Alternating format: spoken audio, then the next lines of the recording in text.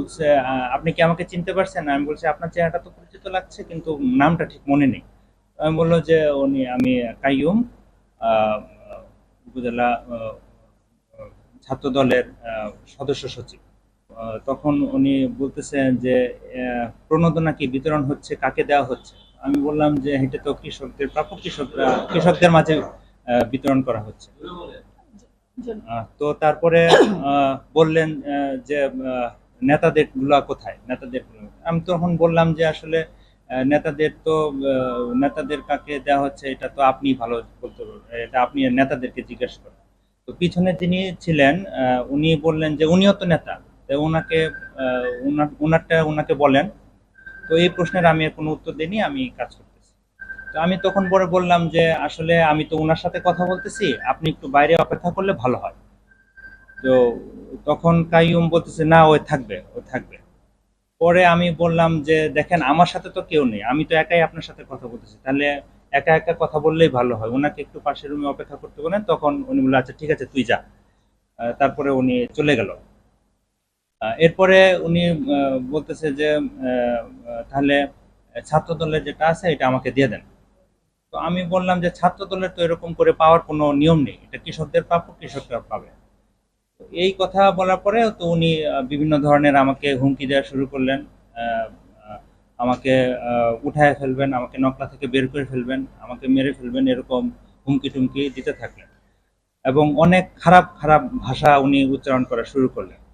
এই পর্যায়ে আমি তখন অনেকক্ষণ তার সাথে এই বিষয় এগুলো নিয়ে কথাবার্তা হয়েছে। তো এই সময় আমি বললাম যে দেখেন ভাই, আপনি যদি এরকম ভাবে কথাবার্তা বলেন, আপনার সাথে আমার কোনো কথা নেই। আপনি যা বললেন আপনি আমাকে স্ট্রেট কাট বলেন, তাহলে আমি শুনতে পারি, কিন্তু আপনি যেভাবে কথা বলতেছেন এগুলো তো আমি শুনবো না, এগুলো আপনি চলে যান তাহলে।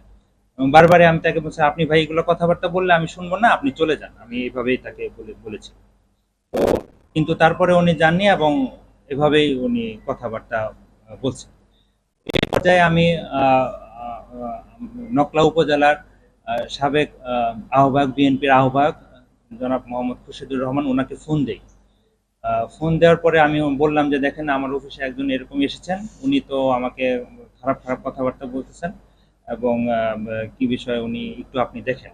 পরে উনি আমাকে জানলেন যে ঠিক আছে, আমি বিষয়টা দেখছি মেহেদী ভাই, আমি দেখছি, আপনি দেখতেছি। তো এটা বলার পরে আমি ফোন রেখে দেবো। এই পর্যায়ে উনি উত্তেজিত হয়ে গেল। তুই আমার সম্পর্কে খারাপ বিচার দিলি কেন, তুই অভিযোগ দিলি কেন, মিথ্যা অভিযোগ দিলি কেন? আমি বললাম আপনি তো খারাপ কথা বলতেছেন আমার সাথে, আমি এভাবে বলছে খারাপ কথা বলতেছেন। এই পর্যায়ে উনি আমাকে চড় দেন। আহ, যখন আমাকে চড় দিলেন তখন আমি উঠে দাঁড়ালাম, উঠে দাঁড়িয়ে আমি আহ, আমার যে কলিং বেল ছিল, কলিং বেলের চাপ দিলাম এবং তাকে আমি ধরতে চাইলাম। তো এই সময় উনিও ছেড়ে দিলেন, এবং ছেড়ে দিয়ে এবং আমাকে ধরে উনি আমাকে নকলা থেকে বের করে, তোরে আজকে বের করে ফেলবো নকলা থেকে, এই কথা বলে উনি বের করে নিচ্ছেন। ওই সময় আমি দরজা খুলে ফেলি, দরজা খুলে আমার যে অফিসের স্টাফ আছে তাদেরকে আমি ডাকতে থাকি, এই পুলিশে খবর দেন, পুলিশে খবর দেন, পুলিশ ডাক দেন, এভাবে আমি ইয়া করছিলাম। এবং তার আমি গেঞ্জি ধরে ফেলি, গেঞ্জি ধরে আমি তাকে আটকে রাখতে চেয়েছিলাম। এবং আমার স্টাফদেরকে আমি বলছিলাম যে পুলিশে তাড়াতাড়ি খবর দেন। তো এই পর্যায়ে আমার স্টাফেরা সবাই দৌড় দিয়ে চলে আসে।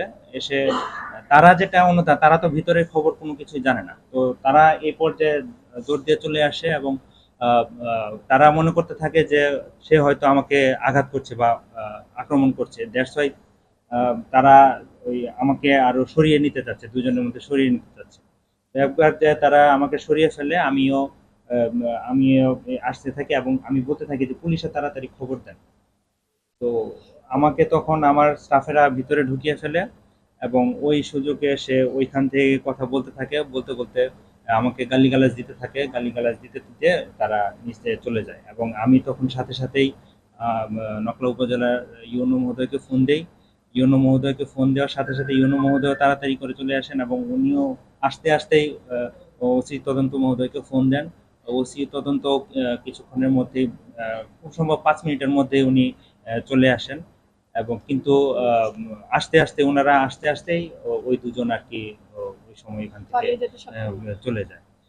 তো আমি আসলে এই ঘটনায় খুবই ট্রমাটাইজড। এর পরবর্তীতে আমি ইউনো মহোদয় অনেকক্ষণ ছিলেন, এবং পরবর্তীতে আমি তার পরামর্শে এবং আমার অফিস স্টাফদেরকে নিয়ে তাদের পরামর্শে আমি আহ, উপজেলা হাসপাতালে যাই, সেখানে ফার্স্ট এড গ্রহণ করি এবং পরবর্তীতে থানায় গিয়ে আমি অভিযোগ দায়ের করি, এজাহার করি এবং মামলা দায়ের করি। আমি নিজেই বাদী হয়ে মামলা দায়ের করেছি।